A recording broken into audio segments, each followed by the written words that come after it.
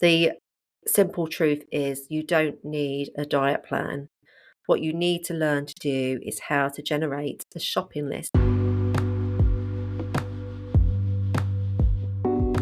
Welcome to Transform Your Menopause with Essex Menopause Coach, the go-to podcast for anyone struggling from peri to post-menopause. If you're feeling overwhelmed, burnt out, or anxious, this is the place for you. Hosted by me, Julie, an award-winning coach who's been in your shoes, this podcast offers real understanding and practical help. I'll tackle menopause head-on with clear, no-nonsense guidance that makes a real difference. So whether you need support, tips, or just a friendly voice, I'm here to help you navigate menopause and rediscover your best self. Hello, my love, and welcome back to the podcast. So, straight up today, I'm going to say that the topic of this episode is maybe not the sexiest subject, but one that you definitely need to get your head around in order to make significant changes to your diet and therefore improve your experience of perimenopause and menopause, and that is meal planning. So earlier today, I was asked whether I provide diet plans or not as part of my work. And it's something that crops up often, and the answer is always no. Now, there is a very good reason for this, and that is because I simply don't want you to become dependent on me forever. Now, some coaches might use this sort of thing regularly.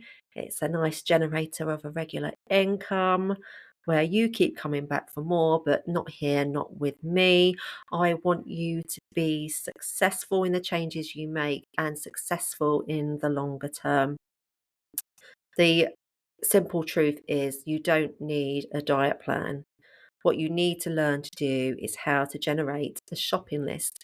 And that is what I'm going to take you through today. So, forever hitting the supermarket without a clue, you end with a bunch of ingredients that you can't throw a decent meal together with, and leaves you uh, stressed and aggravated, and maybe falling back onto meals that you would prefer not to, and maybe no aren't exactly helping you with your situation. I get it. You're busy, and brain fog leaves you without a clue what to buy and without any inspiration. But we will tackle that today in this episode. And maybe the supermarket just fills you with anxiety and dread. And again, we'll tackle that today by getting the list sorted so you can get in and out with as minimum aggravation as possible.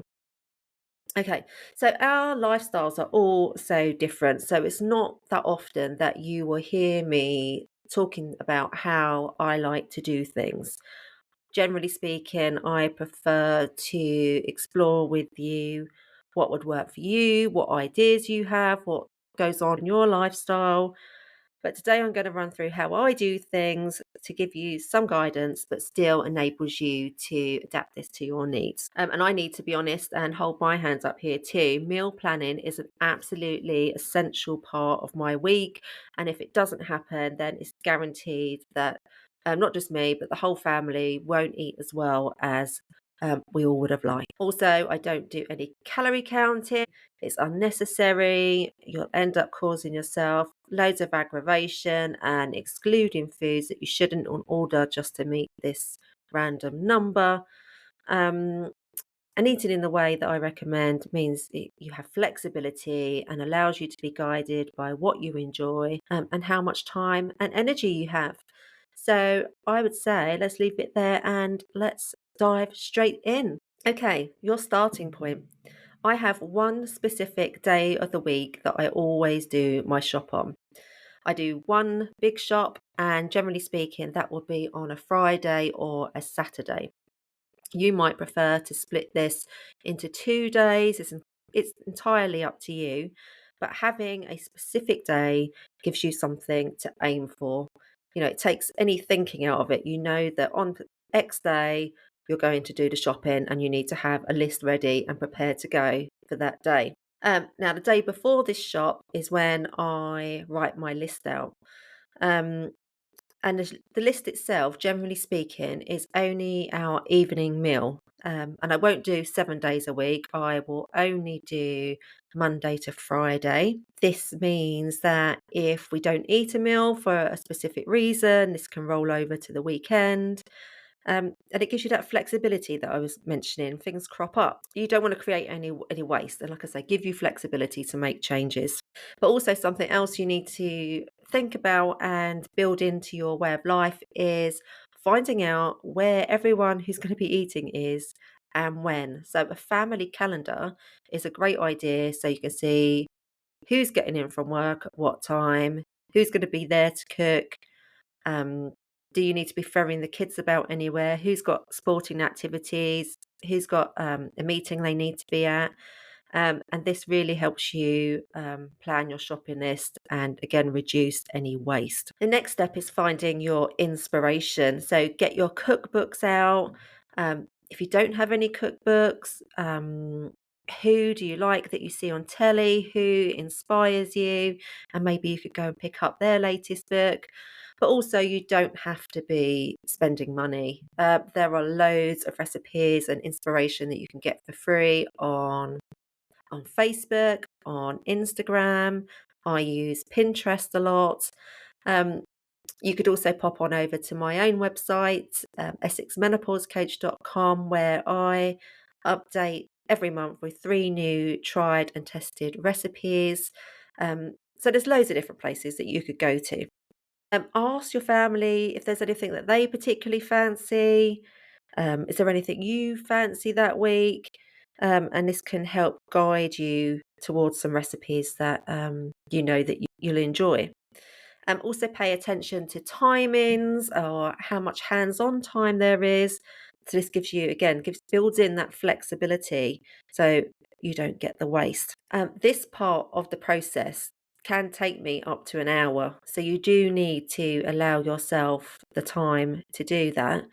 But you've got to remember this is saving you time, effort, and energy later on in the week. Okay, so there are 3 of us at home, which means there's always a meal left over for lunch. Um, we could generally stretch that to 2.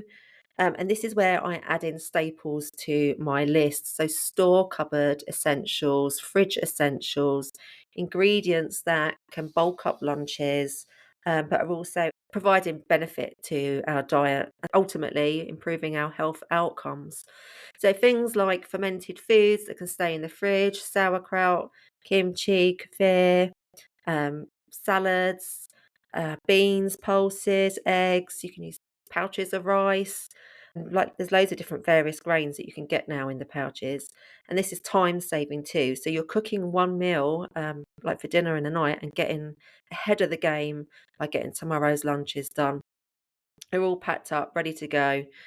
Again, making life easy and convenient for yourself. So you're taking that out of the equation, even wondering what you're going to have for lunch for tomorrow because you've already done it, prepared it, um, and it's there ready for you. And when it comes to breakfast, I don't really tend to add too much to the shopping list. These are regular foods that are always on the list, eggs, oats. So foods are generally on rotation. You're already buying them. So you just pick them up automatically. But if you're not, maybe start adding these to your list too. Okay, so that's all the essential bits. Other tips for you to bear in mind.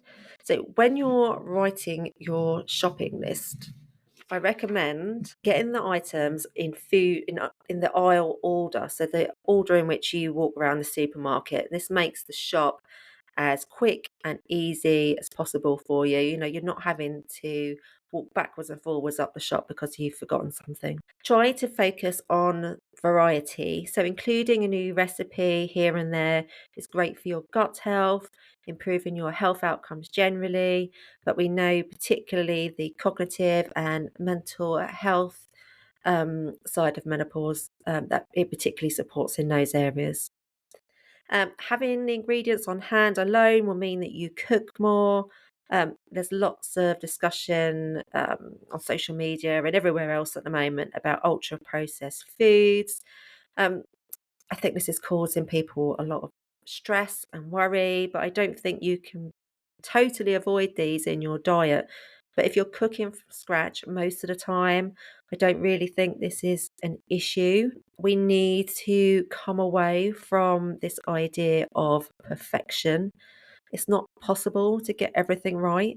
And by relaxing and not obsessing so much about these things, it enables us to come back to the joy of eating, giving ourselves flexibility, just allowing us to feel good about what we eat rather than questioning and the pressure all of the time. So there you have it, my whirlwind tour of how to get your shopping list done. So have a calendar of everyone's plans, pick your shopping day, find your inspiration, write the list. And I know that it sounds super simple, but it works. And that's what I'm all about. So put this to the test and let me know how you get on. If you are still feeling lost, I have openings for one-to-one menopause coaching in June. If this is something you'd like to explore, then please do get in touch so I can help you cut the overwhelm and get you back on your way to feeling like yourself again. All of my contact details are on the website essexmenopausecoach.com. You can also contact me through my DMs on Instagram. And on the website, you can now also book a call in at a time that suits you. So it's all super easy. And I'll also pop all of these details into the podcast notes. So, as always, my loves, thank you so much for listening. And I would love your feedback. But until next time, thanks for listening. Love you. Bye.